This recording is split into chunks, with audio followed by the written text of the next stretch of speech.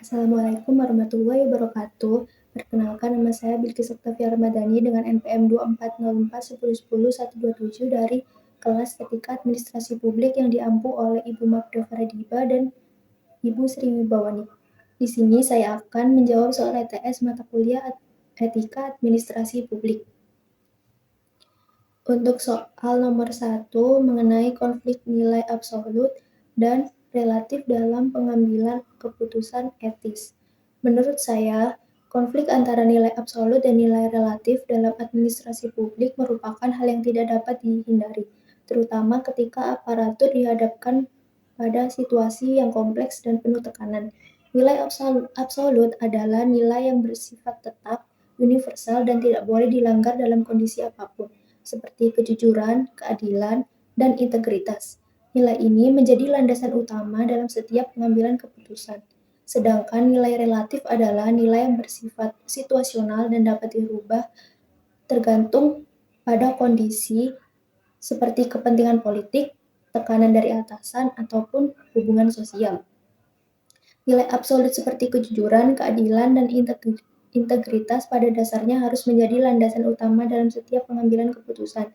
Nilai ini bersifat universal dan seharusnya tidak dikompromikan dalam kondisi apapun. Namun dalam praktiknya, keputusan seringkali dipengaruhi oleh nilai relatif seperti kepentingan politik, tekanan dari atasan, atau hubungan sosial. Hal ini menunjukkan bahwa realitas birokrasi tidak selalu berjalan sesuai dengan prinsip yang ideal. Contoh nyata dapat dilihat pada penyaluran bantuan sosial selama pandemi COVID-19. Secara normatif, bantuan tersebut harus disalurkan secara adil dan tepat sasaran berdasarkan data resmi. Namun, dalam kenyataannya terdapat penyimpangan seperti penerima yang tidak layak atau adanya intervensi kepentingan tertentu. Menurut saya, kondisi ini memperlihatkan bagaimana nilai relatif mampu menggeser nilai absolut dalam praktik. Situasi seperti ini bukan hanya menghasilkan ketidakadilan, tetapi juga membuat kebijakan kehilangan kepercayaan dari masyarakat. Yang menjadi penting bukan hanya sekedar memahami nilai absolut, tetapi menjaga konsistensinya di tengah tekanan yang ada. Selanjutnya, untuk soal nomor 2 mengenai pelanggaran etika tanpa pelanggaran hukum. Menurut saya, pelanggaran etika yang tidak disertai dengan pelanggaran hukum merupakan fenomena yang cukup sering terjadi dalam administrasi publik. Hal ini disebabkan karena etika memiliki cakupan yang lebih luas dibandingkan hukum. Hukum hanya mengatur hal-hal yang bersifat formal dan memiliki sanksi yang jelas, sedangkan etika berkaitan dengan nilai moral, kepantasan, dan tanggung jawab. Contoh yang sering terjadi adalah dalam pelayanan publik seperti di kantor administrasi kependudukan atau kelurahan. Aparatur mungkin menjalankan tugasnya sesuai prosedur, tetapi menunjukkan sikap yang tidak ramah, diskriminatif, atau tidak responsif terhadap masyarakat. Secara hukum, tindakan tersebut sulit dikategorikan sebagai pelanggaran, tetapi secara etika jelas bermasalah. Menurut saya, pelanggaran seperti ini sering diremehkan karena tidak memiliki konsekuensi hukum langsung. Padahal efeknya terasa pada penurunan kualitas pelayanan dan munculnya ketidakpercayaan masyarakat. Situasi ini menunjukkan bahwa etika seharusnya ditempatkan sejajar dengan hukum, bukan dianggap sebagai pelengkap saja. Kemudian untuk soal nomor 3 mengenai konflik utilitarianisme dan nilai lokal dalam kebijakan publik. Menurut saya, konflik antara pendekatan utilitarian dan nilai lokal merupakan salah satu tantangan utama dalam perumusan kebijakan publik. Utilitarianisme adalah pendekatan yang menilai suatu kebijakan berdasarkan manfaatnya, yaitu kebijakan yang dianggap baik adalah yang memberikan manfaat terbesar bagi jumlah banyak orang yang paling banyak. Sedangkan nilai lokal adalah nilai budaya dan kepentingan yang hidup dalam masyarakat tertentu, yang seringkali berkaitan dengan identitas, lingkungan, dan kondisi sosial setempat.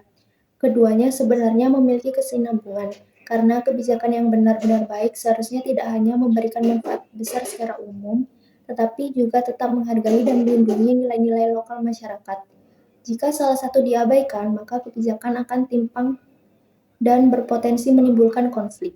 Yang dibutuhkan bukan hanya diperhitungkan secara manfaat, tapi juga kepekaan terhadap kondisi sosial masyarakat yang terdampak. Contoh yang relevan di Surabaya adalah penataan dan relokasi pedagang kaki lima di kawasan Taman Bungkul. Pemerintah melakukan penertiban dengan tujuan menciptakan ruang publik yang lebih tertib, nyaman, dan bisa dinikmati oleh masyarakat luas. Dari sisi utilitarian, manfaat bagi lebih banyak orang memiliki manfaat bagi banyak orang karena meningkatkan kualitas ruang kota. Namun, bagi pedagang kaki lima yang terdampak, relokasi sering dianggap merugikan karena menurunkan pendapatan mereka dan mengganggu mata pencaharian mereka.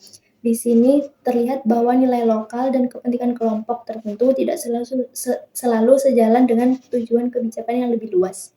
Menurut saya, kondisi ini menunjukkan bahwa ukuran manfaat terbesar tidak selalu sejalan dengan keadilan bagi kelompok tertentu. Kebijakan yang secara teoritis menguntungkan banyak orang tetap dapat menimbulkan konflik jika nilai lokal diabaikan.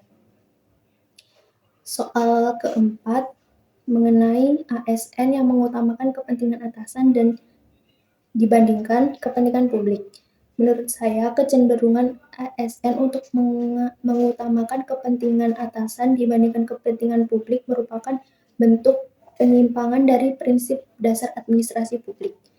Secara normatif, aparatur negara memiliki tanggung jawab utama kepada masyarakat sebagai pemegang kedaulatan. Namun, dalam praktiknya, struktur birokrasi yang hierarkis seringkali membuat ASN lebih fokus pada kepatuhan terhadap atasan. Contoh yang sering terjadi adalah pelaksanaan proyek pembangunan yang diprioritaskan karena adanya kepentingan pejabat, bukan berdasarkan kebutuhan masyarakat. Dalam situasi ini, ASN cenderung mengikuti arahan atasan demi menjaga posisi atau stabilitas karir. Menurut saya, kondisi ini menunjukkan adanya konflik kepentingan yang berdampak langsung pada kualitas kebijakan. Ketika keputusan tidak lagi berorientasi pada publik, maka kebijakan yang dihasilkan cenderung tidak efektif dan tidak tepat sasaran. Hal yang menjadi krusial adalah bagaimana ASN mampu menjaga integritas meskipun berada dalam tekanan struktural. Selanjutnya yang terakhir, mengenai pendidikan karakter ASN dalam meningkatkan pelayanan publik. Menurut saya, pendidikan karakter merupakan faktor penting dalam meningkatkan kualitas pelayanan publik. Permasalahan dalam birokrasi tidak hanya terletak pada sistem atau regulasi, tetapi juga pada perilaku individu aparatur itu sendiri. Pelayanan publik yang baik harus didasarkan pada nilai-nilai seperti keadilan, tanggung jawab, dan kepentingan masyarakat. Nilai-nilai tersebut tidak akan berjalan tanpa adanya karakter yang kuat pada diri ASN. Contoh yang masih sering ditemukan adalah praktik pungutan liar dalam pelayanan publik. Meskipun aturan sudah jelas melarang, praktik ini tetap terjadi karena adanya kebiasaan dan lemahnya integritas. Menurut saya, kondisi ini memperlihatkan bahwa pengetahuan terhadap aturan belum tentu diikuti oleh perilaku yang sesuai. Pendidikan karakter menjadi penting untuk membentuk kesadaran moral, bukan hanya kepatuhan formal. Ketika ASN memiliki integritas dan tanggung jawab yang kuat, kualitas pelayanan akan terbentuk dari dalam, bukan sekedar karena tekanan atau pengawasan. Sekian dari saya. Terima kasih.